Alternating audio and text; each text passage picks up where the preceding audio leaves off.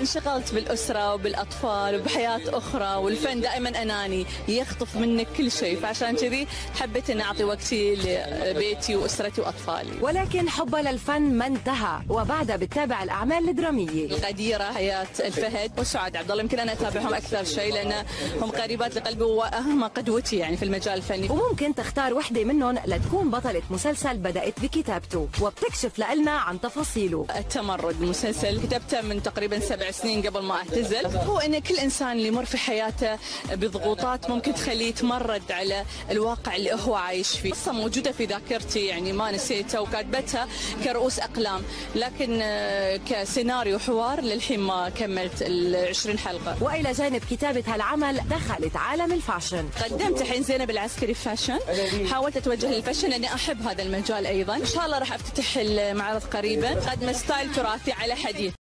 انشغلت بالأسرة وبالأطفال وبحياة أخرى، والفن دائما أناني يخطف منك كل شيء، فعشان كذي حبيت أن أعطي وقتي لبيتي وأسرتي وأطفالي. ولكن حبها للفن ما انتهى، وبعدها بتتابع الأعمال الدرامية. الغديرة حياة الفهد وسعاد عبد الله، يمكن أنا أتابعهم أكثر شيء لأن هم قريبات لقلبي وأهم قدوتي يعني في المجال الفني. وممكن تختار وحدة منهم لتكون بطلة مسلسل بدأت بكتابته وبتكشف لنا عن تفاصيله. التمرد مسلسل كتبته من تقريبا 7 سنين قبل ما اعتزل. هو ان كل انسان اللي يمر في حياته بضغوطات ممكن تخليه يتمرد على الواقع اللي هو عايش فيه. قصة موجودة في ذاكرتي يعني ما نسيتها، وكاتبتها كرؤوس اقلام، لكن كسيناريو حوار للحين ما كملت 20 حلقة. والى جانب كتابة هالعمل دخلت عالم الفاشن. قدمت الحين زينب العسكري فاشن، حاولت اتوجه للفاشن لاني احب هذا المجال ايضا. ان شاء الله راح افتتح المعرض قريبا، قدم ستايل تراثي على حديث.